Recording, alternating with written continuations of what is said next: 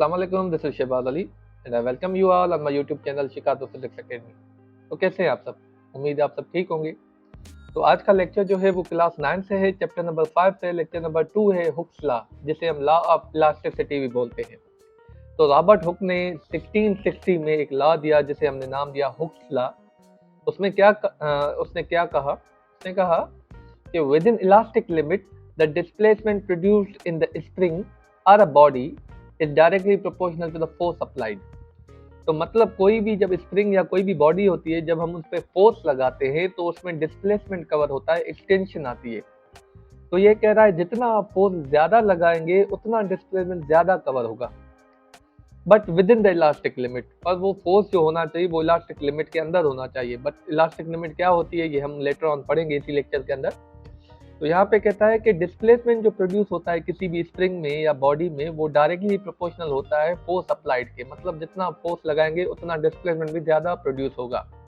तो यहाँ पे एक एग्जांपल ले लेते हैं, एक स्प्रिंग का एग्जांपल ले लेते हैं। मिसाल के तौर पे ये एक स्प्रिंग है, ठीक है। अगर आप यहाँ पे इस पे फोर्स लगाएंगे इस डायरेक्शन में तो क्या होगा, ये एक्सटेंड हो जाएगा, कुछ ऐसे हो जाएगा।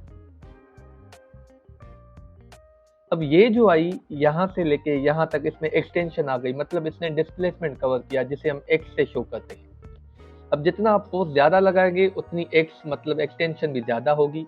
तो यहाँ पे कहता है ये जो फोर्स है ये डायरेक्टली प्रोपोर्शनल है एक्स के, मतलब डिस्प्लेसमेंट के। ठीक है, जितना फोर्स ज्यादा लगाएंगे एक्स भी ज्यादा कवर होगी। प्रोपोर्शनलिटी खत्म होती है तो कांस्टेंट आता है। तो यहाँ पे जो कांस्टेंट है वो के है, के एक्स। ठीक है, तो ये फार्मूला बन गया हुक्स लॉ का, F is equal to kx, where F is a force, K is known as a spring constant, X is extension और displacement।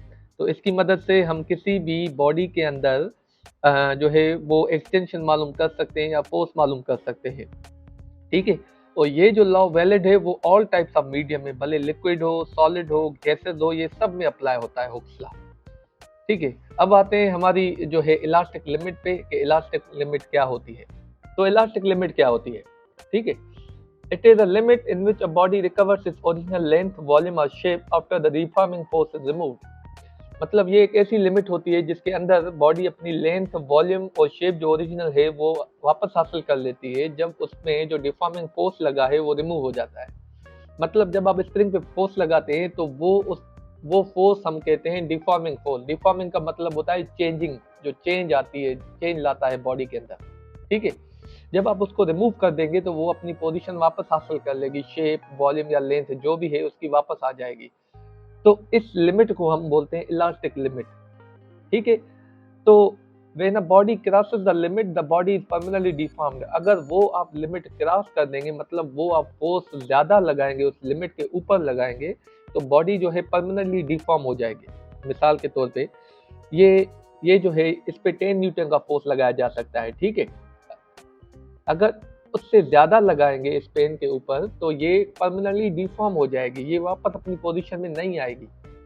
तो इसको बोलते हैं इलास्टिक लिमिट, जहां तक आप उस पे फोर्स लगा सकते हैं, मैक्सिमम फोर्स लगा सकते हैं। ठीक है, without changing it's permanent shape and size. अगर आप उस शेप से मतलब इस लिमिट से ज्यादा हो जाएंगे, मतलब लिमिट से ज्यादा फोर्स अप्लाई करेंगे, तो उसकी शेप जो होगी या लेंथ जो होगी या वॉल्यूम जो होगा वो परमानेंटली डिफॉर्म हो जाएगा, वो वापस अपनी पोजीशन में नहीं आएगी। ठीक है, तो इसको बोलते हैं इलास्टिक लिमिट। तो ये जो हमारा हुक्स लॉ है ये इलास्टिक लिमिट के अंदर ही है। मतलब आप जो फोर्स लगाते हैं वो बॉडी के अंदर डिस्प्लेसमेंट आता है, वो इलास्टिक लिमिट के अंदर फोर्स लगाते हैं, उसके बाहर नहीं। उसके बाहर लगाएंगे तो बॉडी जो है परमानेंटली चेंज हो जाएगी, डिफॉर्म हो जाएगी। तो यहाँ पे हम इस ग्राफ की मदद से भी समझते हैं। यहाँ पे आप देख सकते हैं, यहाँ पे वाई एक्सेस में जो है वो फोर्स है, एक्स एक्सेस में एक्सटेंशन है, डिस्प्लेसमेंट है।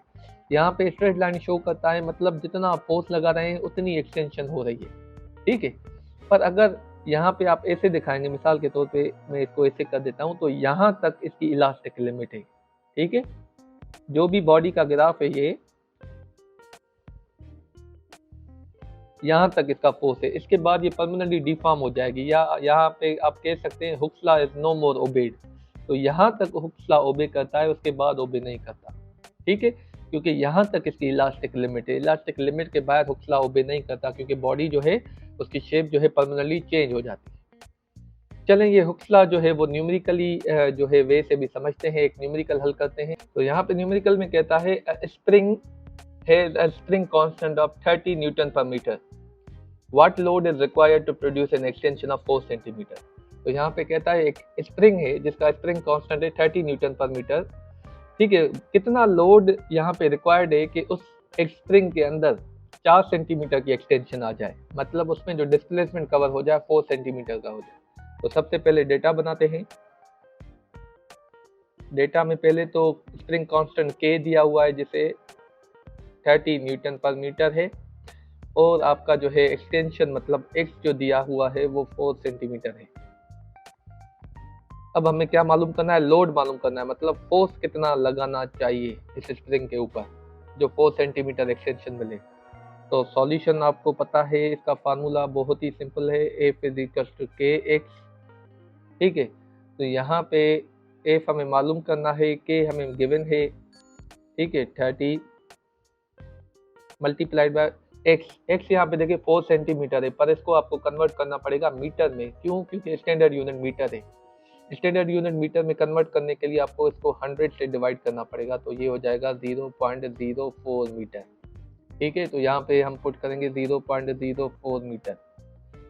तो जब आप 30 को 0.04 से मल्टीप्लाई करेंगे तो आपका वैल्यू आएगा 1.2 न्यूटन। न्यूटन क्यों? क्योंकि फोर्स का यूनिट न्यूटन होता है।